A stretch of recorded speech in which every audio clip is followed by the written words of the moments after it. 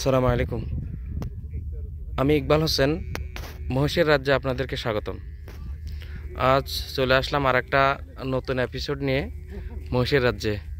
এখানে আপনি যে বসগুলো দেখবেন এগুলো হচ্ছে সবগুলো 1 বছরের অধিক, অর্থাৎ যারা এখনও মায়ের দুধ আর খায় না, এই সবগুলো মহিষ এগুলো দেখবেন। এখানে এগুলো দেখবেন, আর এগুলো প্রত্যেকের আলাদা আলাদা নাম আছে, আলাদা আলাদা ভাষা আছে। ওরা ওরা নাম ধরলে আপনার কাছে চলে আসবে। আর এরা শৃঙ্খলবদ্ধ, দলবদ্ধভাবে চলতে ভালোবাসে। একজন যেদিকে যাবে সবাই একদিকে ছুটবে, এই হলো এদের অবস্থা। হাই,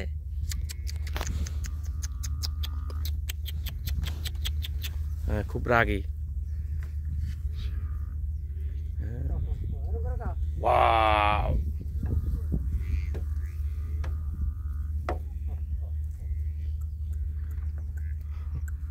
ওটা একটু বেশি ইতড়, যার কারণে ওটারে লম্বা দড়ি দিয়ে বাঁধিয়ে রাখা হয়েছে।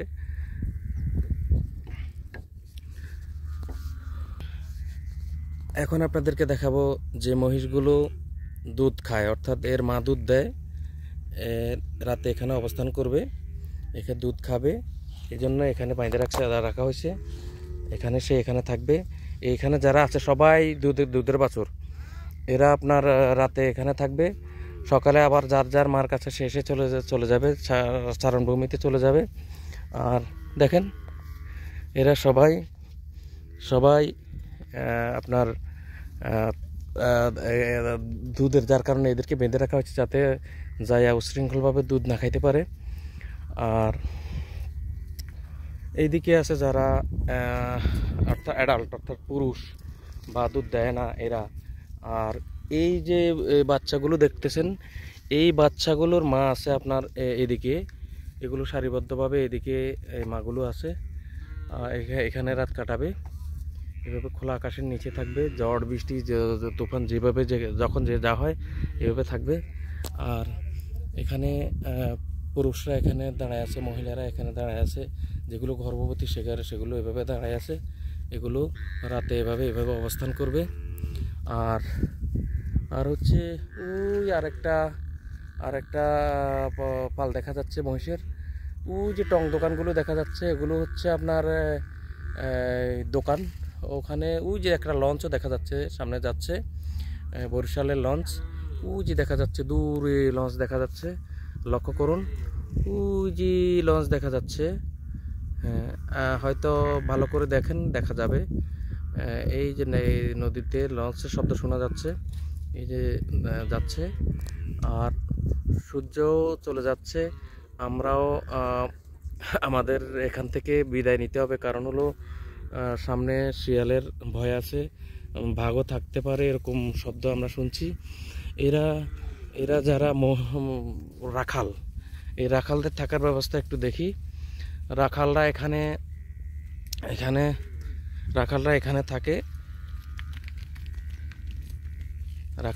থাকে, এখানে এদের বাসস্থান এখানে, এরা এখানে থাকে।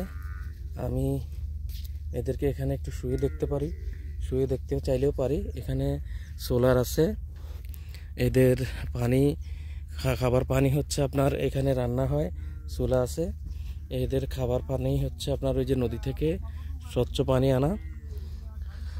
আর আমরা এখন এদিকের কয়েকটা বাছুর মহিষ দেখব। আবার আসছে এদিকে।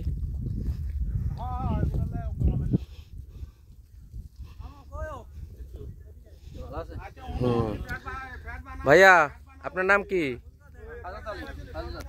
আপনি কতদিন থেকে এই মহিষ পালনে জড়িত আছেন? এই মহিষ পালন 5 বছরের মতন। 5 বছরের মতো। আপনার বাড়ি কোথায়? বাড়ি সাবশন, আগে গোবিন্দপুর ছিল। আচ্ছা আচ্ছা আচ্ছা। এখন আপনি বিবাহিত? যে না, এখনো করেন নাই না? তো এখানে এই যে যার হয়ে পালন করতেছেন, এগুলো কার, মালিক কে এগুলোর?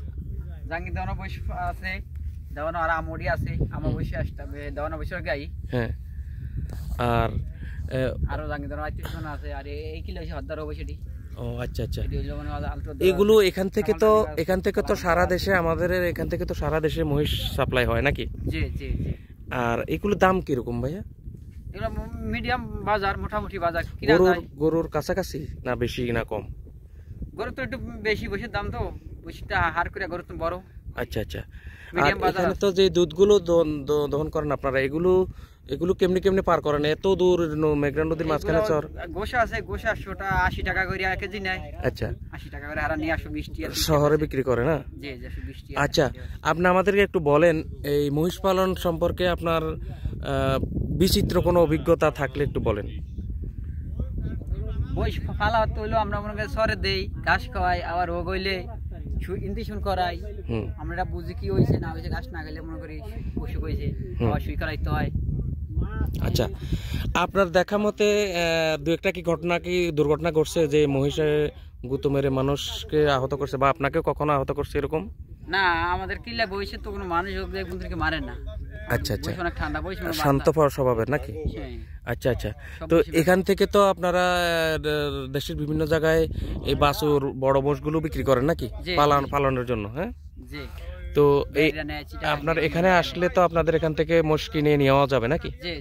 এখান থেকে নদী কাছে, ওই যে দেখা যাচ্ছে নদী, এই নদী দেখা যাচ্ছে, সামনে যে দোকানগুলো দেখা যাচ্ছে ওগুলো দোকান, ওই দোকানগুলোর ওখানে একটা নদী ঘাট আছে, এখান থেকে নিয়ে আপনার ওখানে কিনলে ওরা ট্রলারে উঠাই দিবে, আপনার দেশের যে কোনো জায়গায় নিয়ে যেতে পারবেন। আর আপনাদেরকে দেখায় চারদিকের একটু মনোরম দৃশ্য, কি অদ্ভুত দৃশ্য ভাই, যেটা অ্যামাজন জঙ্গলকেও হার মানাবে। তবে এটা একটু বিচিত্র অভিজ্ঞতা। আপনাকে ধন্যবাদ। হ্যাঁ।